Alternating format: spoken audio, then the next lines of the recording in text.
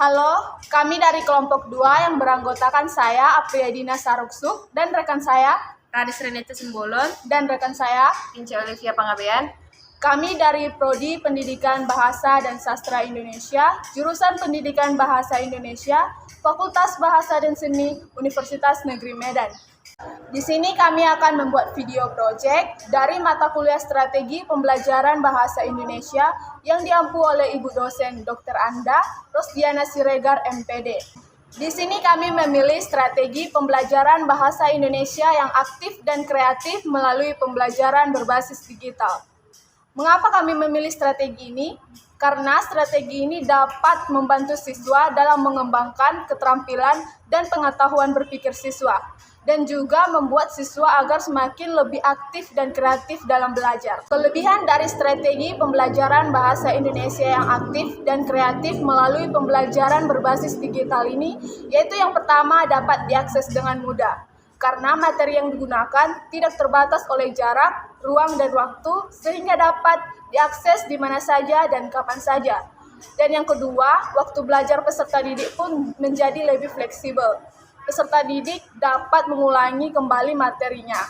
Dan yang ketiga, yang terakhir, dapat meningkatkan kemampuan berpikir peserta didik dalam menguasai materi. Baiklah, marilah kita saksikan pengaplikasian strategi pembelajaran bahasa Indonesia yang aktif dan kreatif melalui pembelajaran berbasis digital.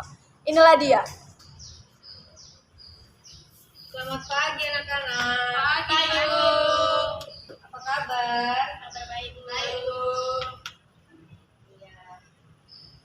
Udah sarapan pagi ini? Belum. Kenapa? Lambat? Bu, ya tadi.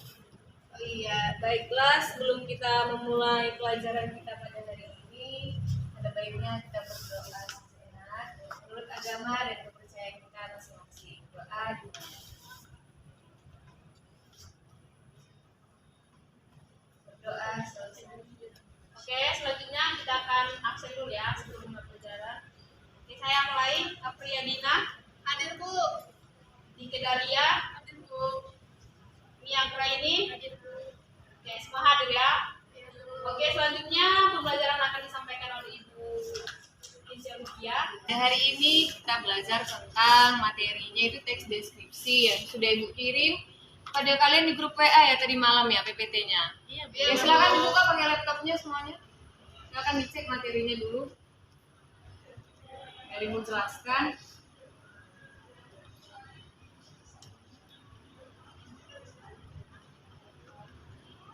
Sebelumnya ada yang tahu teks deskripsi?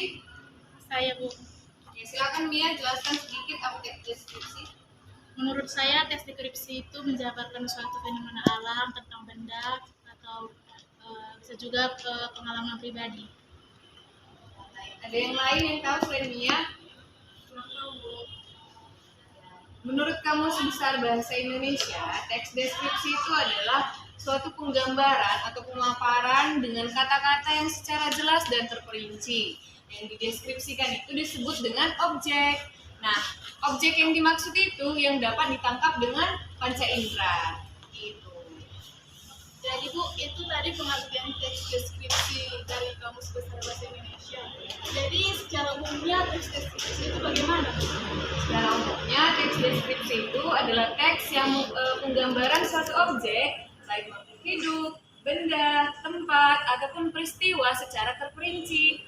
Nah, itu biasanya dibuat yang dapat dirasakan oleh pembaca, dapat dilihat, didengar, atau kita terbawa dalam teks deskripsi itu, seolah-olah kita mengalaminya. Begitulah. Jadi kalau kalian membuat teks deskripsi, pilihlah objek yang dapat membuat pembaca itu merasakan dan mengalami cerita kalian, atau objek yang dapat ditangkap dengan panca indera. Gitu. Ada pertanyaan? Saya, Bu, membuat objek yang menarik itu seperti apa? Membuat objek yang menarik itu tergantung kita sendiri. Misalnya kalau kalian lagi liburan, apa yang kalian lihat? Oh, ada pegunungan yang indah. Nah, kalian buat nanti di tugas pegunungan indah di kota ini. Deskripsikanlah seperti apa pegunungan itu. Maka objek yang kalian ceritakan itu menjadi menarik. Itu saja. Ada lagi yang ingin bertanya? Tidak ada? Tidak ada. Ya, selanjutnya soal materi struktur dan teks deskripsi dilanjutkan oleh Ibu Rani.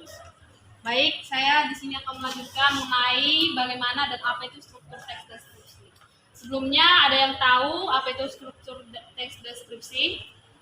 Kurang tahu ya. Oke, di sini Ibu akan menjelaskan dan juga bisa dilihat pada PPT yang slide keempat. Ada di situ struktur teks deskripsi. Yang pertama itu identifikasi. Apa sih isi dari identifikasi ini? Nah, identifikasi ini bagian awal dari teks deskripsi. Ya, bisa pengenalan objek, wisata, lokasi, atau gambaran umum lah misalnya. Terus setelah diidentifikasi, lanjut di deskripsi bagian. Di deskripsi bagian ini mendeskripsikan tadi identifikasi awal dari sebuah objek yang kita kaji gitu. Terus yang terakhir itu mengenai simpulan. Di sini akan disimpulkan mengenai objek yang kita deskripsikan begitu. Nah, dari penjelasan Ibu ada yang kurang jelas atau ada yang mau bertanya? Oke, baik, kepada Saudari Mia. Tadi kan Ibu bilang harus menguasai objeknya dulu. Jadi bagaimana pembaca ini supaya tertarik dengan teks yang dibuat? Nah, supaya pembaca tertarik dengan teks deskripsi yang kita buat, tentunya harus menarik gitu. Bukan asal-asalan atau bahasanya yang tidak begitu. Jadi teks deskripsi yang kita buat itu harus sesuai dengan fakta dan bahasanya juga menarik perhatian pembaca gitu. Mengerti? Baiknya, oke. Terima kasih. Ada lagi yang mau bertanya? Oke, tidak ada yang bertanya ya.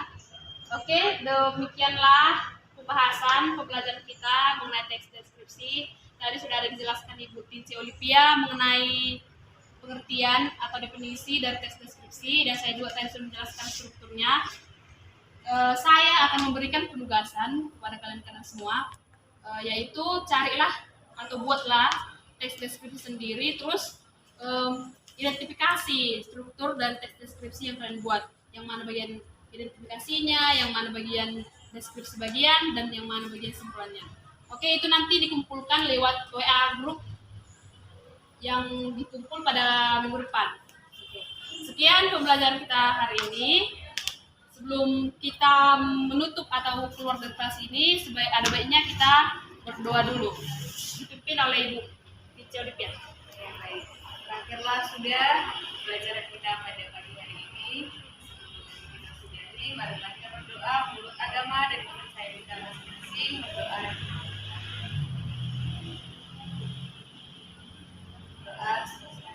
Oke, terima kasih atas partisipasi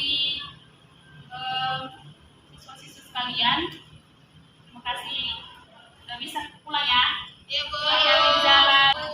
Selamat pagi. Bu.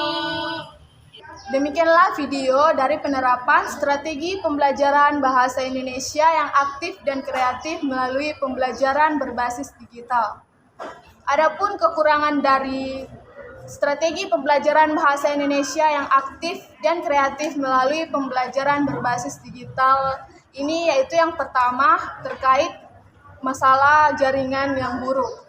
Dan yang kedua itu kurangnya pengetahuan guru dan siswa dalam memakai atau menggunakan strategi pembelajaran berbasis digital ini. Adapun kendala yang kami alami saat proses pembuatan video project ini yaitu masalah bisingnya.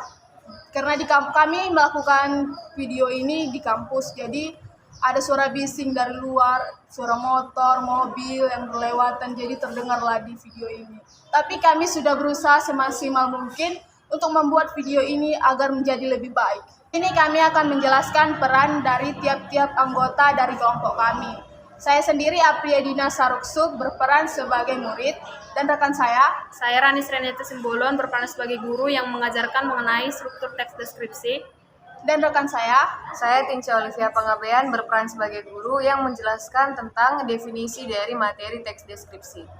Dan ada juga 2 orang siswa tambahan yang kami rekrut untuk ikut dalam proses pembuatan video ini. Demikianlah penerapan strategi pembelajaran bahasa Indonesia yang aktif dan kreatif melalui pembelajaran berbasis digital. Kami ucapkan terima kasih. Dadah.